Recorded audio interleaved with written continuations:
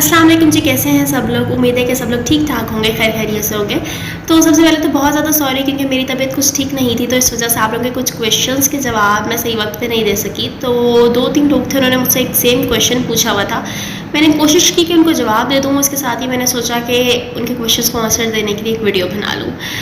तो बेसिकली सवाल उनका ये था कि रोज़े की हालत में हम इंजेक्शन लगा सकते हैं कि नहीं लगा सकते हैं। Specifically they were asking about vaccines, कि हम वैक्सीनेशन करवा सकते हैं कि नहीं करवा सकते in the mid of fasting.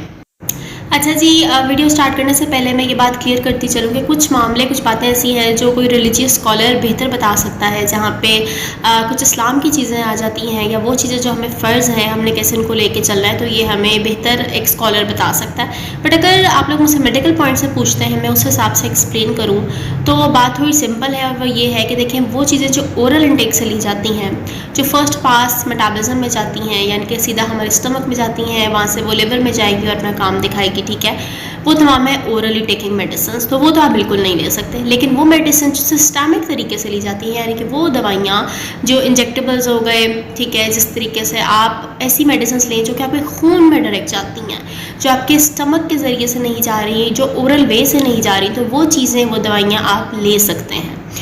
As per my knowledge, जितना मैं जानती हूँ, मैं यही बता सकती हूँ कि ऐसी दवाइयाँ, जो मेडिसिन जो इंजेक्टेबल हैं, वो आप ले सकते हैं। अच्छा, अब सिस्टमिक मेडिसिन, यानी कि वो दवाइयाँ जो सिस्टमिक सर्कुलेशन में जाती हैं, डायरेक्ट आपके खून में जाती हैं, जिनको मैंने कहा कि आप ले सकते हैं, उसको मैं कैटेगराइज करती हूँ कि ऐसी तमाम दवाइयाँ जो कि मल्टीविटामिन्स हैं, कुछ ऐसे इंजेक्शंस, चाहे वो IM हैं, चाहे वो IV हैं, जिनसे आपको ताकत आती है, या वो ड्रिप्स, जैसे ग्लूकोज की ड्रिप्स हो गई, मल्टीविटामिन्स की ड्रिप्स हो गई, स्ट्रेंथ आपकी बॉडी को मिलती है, तो वो तो आप बिल्कुल नहीं ले सकते। कि आप कहें कि मैं ताकत का इंजेक्शन लगवा लेती हूँ, तो नहीं, दैट इज़ टोटली रॉन्ग। क्योंकि रोज़े की कंडीशन में you have to face the situation, आपने सब्र दिखाना है, तो इसमें आप ऐसी चीज़ें नहीं ले सकते जो ताकत की हों, या इनडायरेक्ट वे में आपको किसी तरीके से बेनिफिट दें।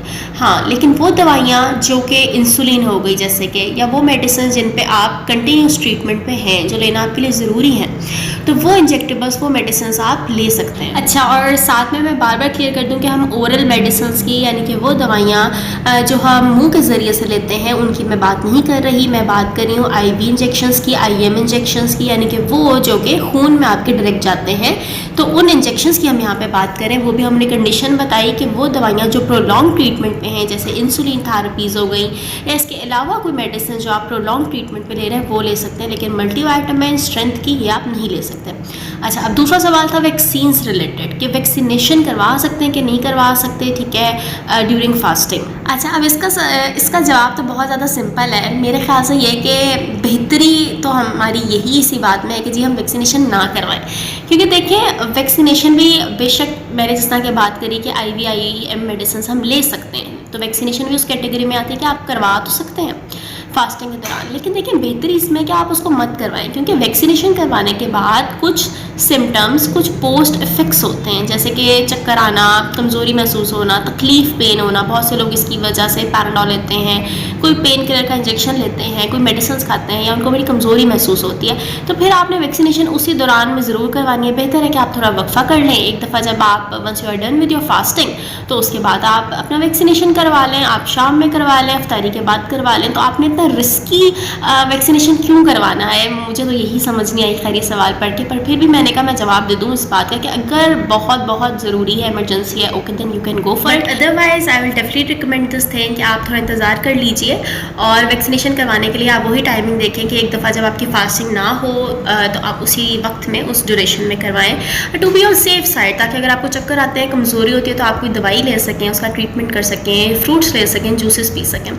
तो ये आई थिंक दोनों सवालों के जवाब मैंने इधर कवर कर दिए हैं। होपफुली कि जो मुझसे पूछ रहे थे वो इस बारे में लेके अपने कंसेप्ट को क्लियर हो गए होंगे, और अगर मैंने कोई बात ऊपर नीचे की हो, अगर आपको लगता है कुछ एडिशन करना चाहें, तो डेफिनेटली मुझे भी ज़रूर बताएं।